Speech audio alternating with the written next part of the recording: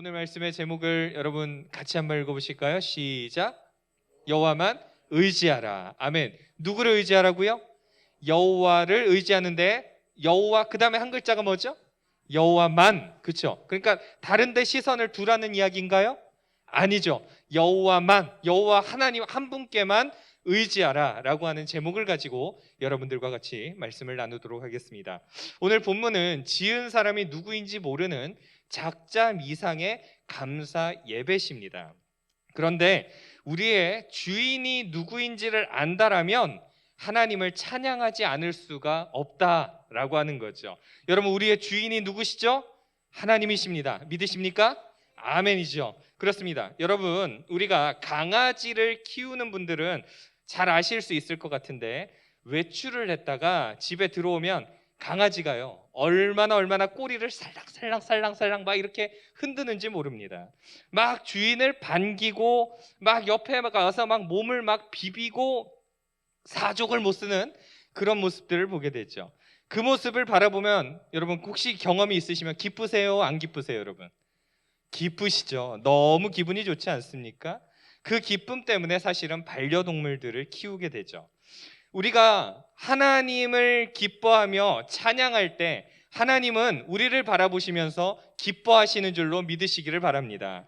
그래서 우리 여러분들이 잘 아시는 스바냐 3장 17절의 말씀 보시면 너의 하나님 여호와가 너의 가운데 계시니 그는 구원을 베푸실 전능자이시라. 그가 너로 말미암아 기쁨을 이기지 못하시며. 아멘이시죠? 하나님이 우리를 보면서 뭐라고 말씀하시느냐? 기쁨을 이기지 못하신다 이렇게 표현하십니다.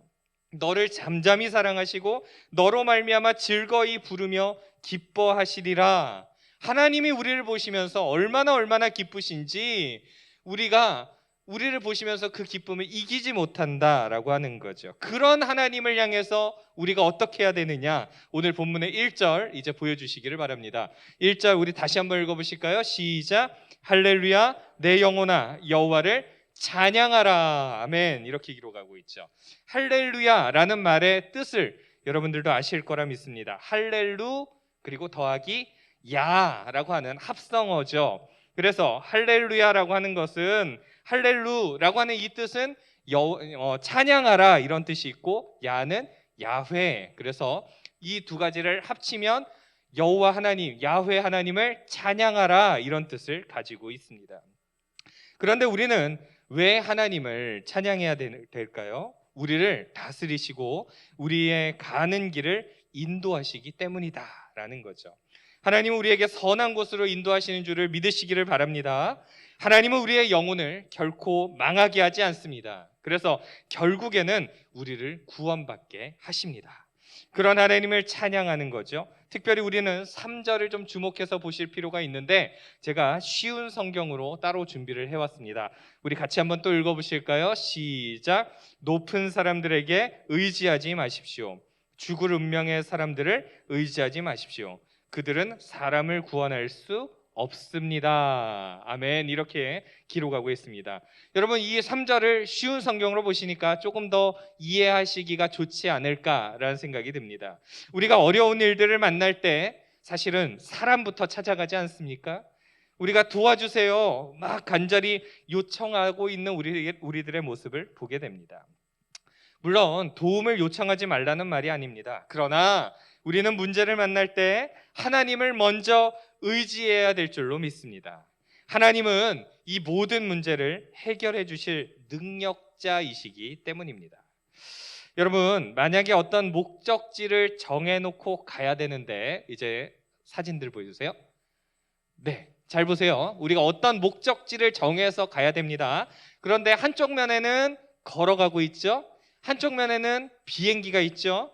여러분 이 두 가지 중에서 목적지를 정해서 갈 때 어느 한 가지를 선택하라고 한다면 여러분 뭘 선택하시겠습니까? 걸어가는 거 선택하시겠어요? 그럼 뭘 선택하실까요? 비행기를 선택하겠죠.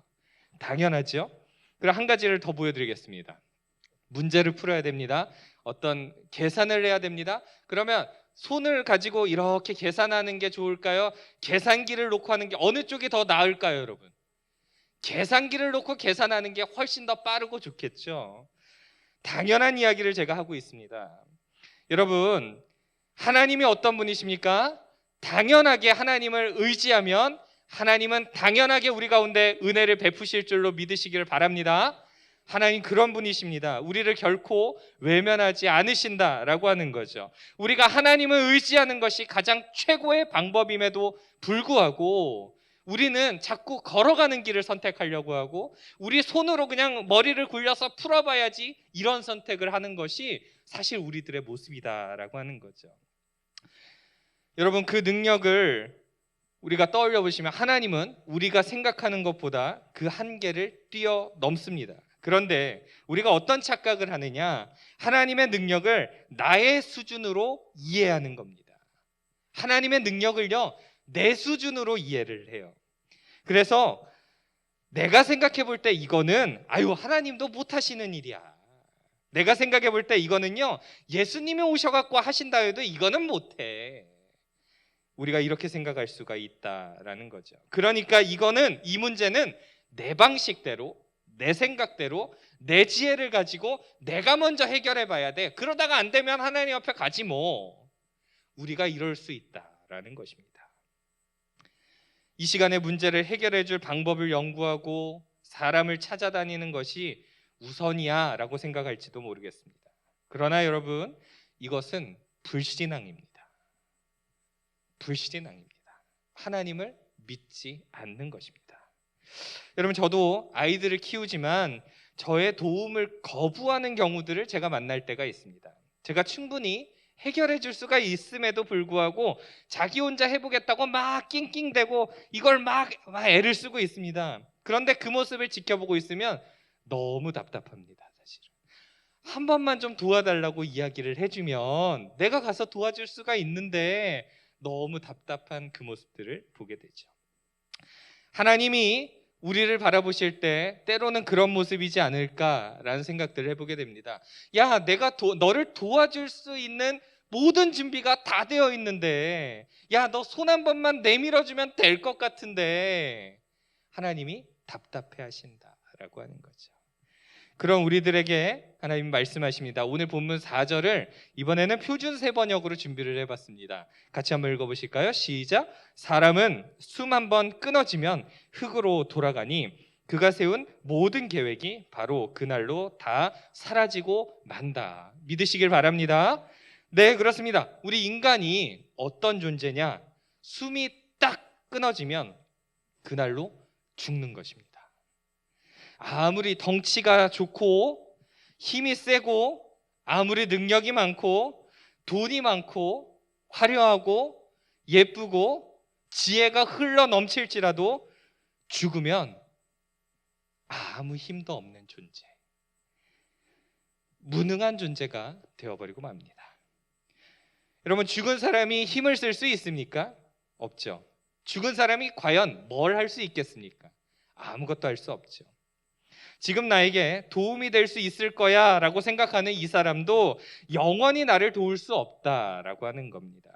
우리의 생명이 언제든지 하나님이 부르시면 이 땅을 떠나야 하기 때문이죠.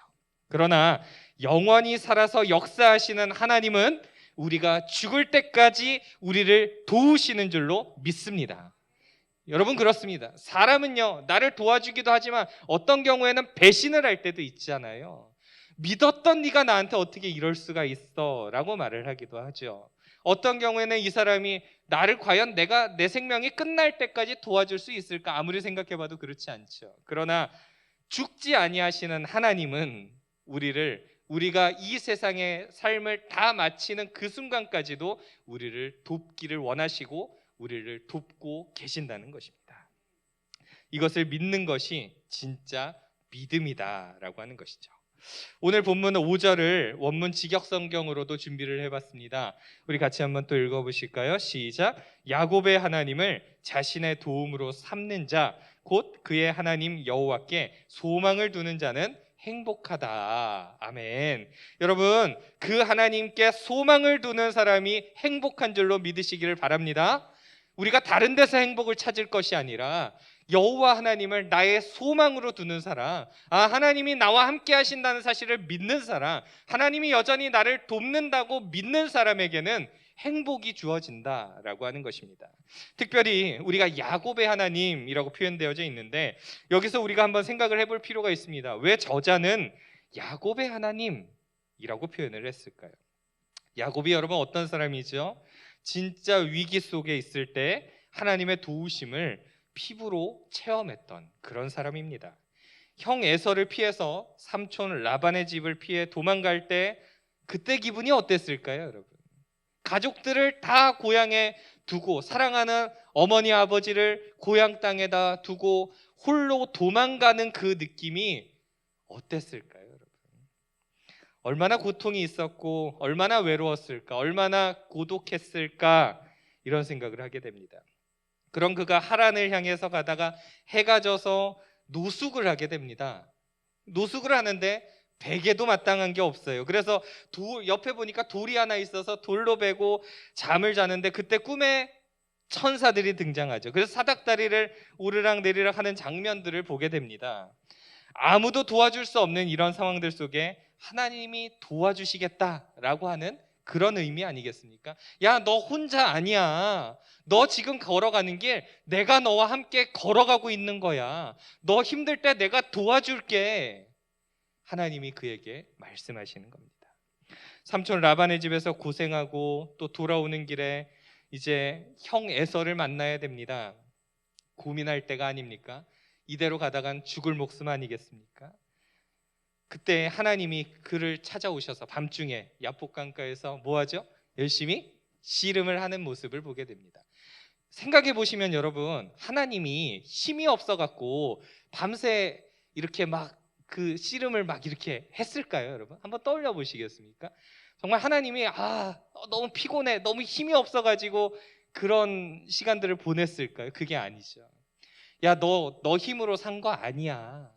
이걸 알려주시기 위함이었다는 겁니다.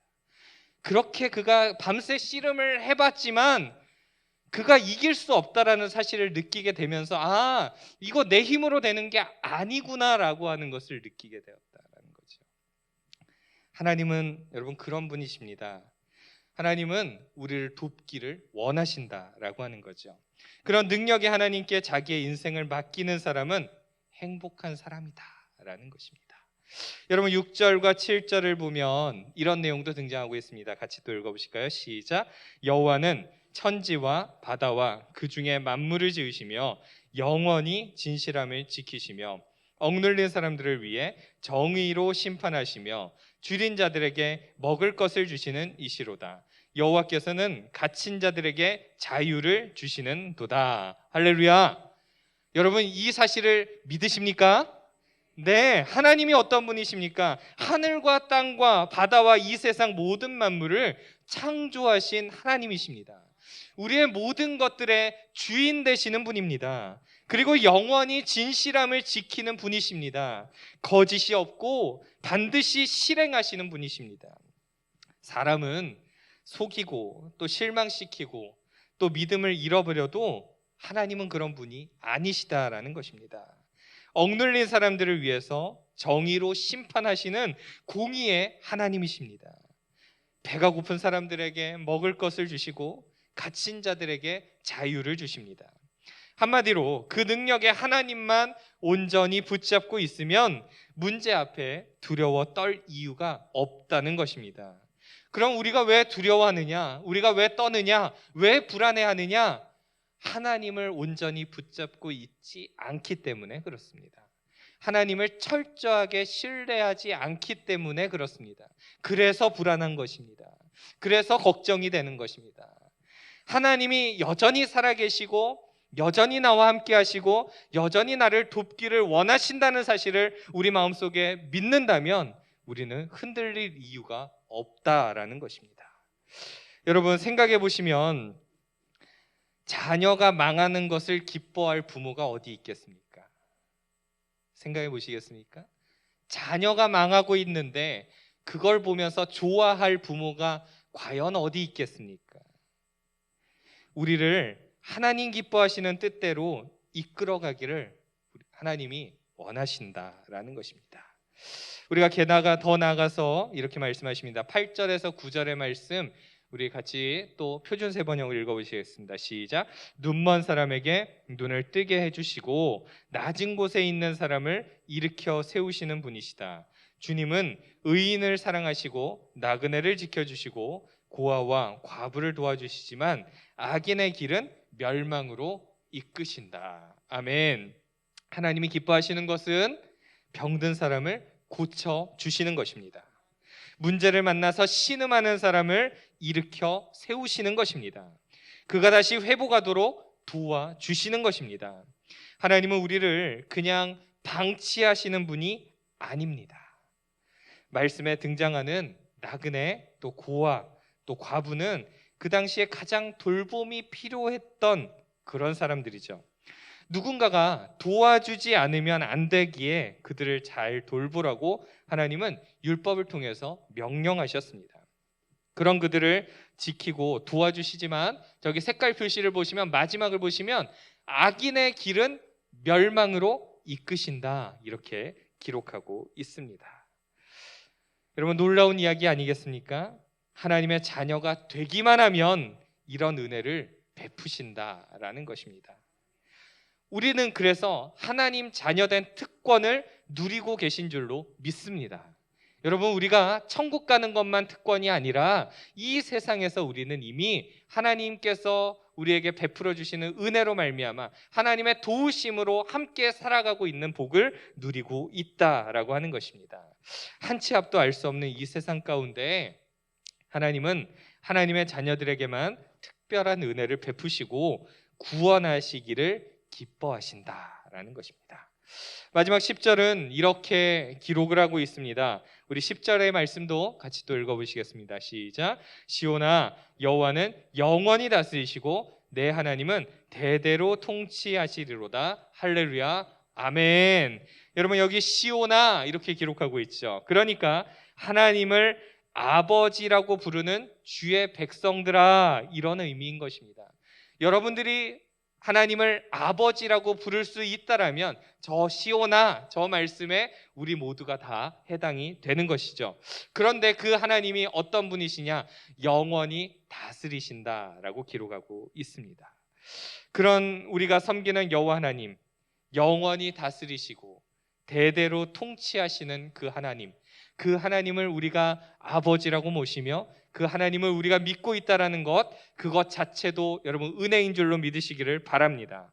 모든 만물을 다스리시고 또 주인 되신 하나님이 끝까지 우리를 버리지 않고 책임져 주시겠다라고 하는 의미를 담고 있습니다. 이제 말씀을 좀 정리하도록 하겠습니다. 하나님은 우리를 방치하지 않으십니다. 우리를 그냥 내버려 두지 않으십니다. 우리가 고통 가운데 신음하고 있을 때 우리를 돌보시고 우리를 사랑으로 인도하고 계십니다. 길을 만드시고 생명의 길로 가게 만드시는 것입니다. 그런 하나님을 끝까지 의지하는 사람은 영원한 복을 누리게 되어 있습니다. 여러분 2022년을 이제 시작한 지 그렇게 얼마 되지 않았습니다. 이제 여러분들 각자 스스로가 많은 여러 가지 결단을 하시면서 올 한 해를 출발을 하셨을 텐데 그 가운데서 우리가 무엇을 가장 우리의 마음속에 결단을 하면 좋을까요? 바로 저 주제를 기억하시는 겁니다. 오늘 말씀의 저 제목 여호와만 의지하라. 올 한 해를 살아가시는 동안에 다른 데 여러분 시선을 빼앗기지 마시고 오직 하나님께만 오직 여호와만 의지하셔서 그 주님이 이끄시는 그 주님이 인도하시는 그 길을 따라 주님과 깊은 동행을 이어갈 수 있는 저와 여러분들 모두가 되어지기를 간절히 소망합니다. 기도하겠습니다.